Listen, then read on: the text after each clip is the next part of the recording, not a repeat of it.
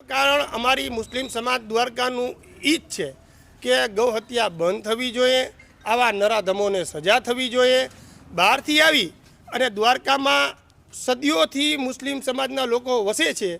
એને દાગ લગાવવાનું કામ આ લોકોએ કર્યું છે। તો આવા લોકોને ક્યારે પણ સાખી ન લેવા જોઈએ અને આવા લોકો વિરુદ્ધ સરકારે કડક અને કડક કાર્યવાહી કરી અને એને યોગ્ય સજા આપવી જ જોઈએ। પૂરા શહેરમાં એને ફરાવી અને એનો વરઘોડો કાઢવો જોઈએ અને જે આરોપી છે એને કડક અને કડક સજા આપવાની માંગથી અમે આજે મુસ્લિમ સમાજ દ્વારા આવેદનપત્ર પ્રાંત માહિતી અધિકારી સાહેબને પાઠવ્યું છે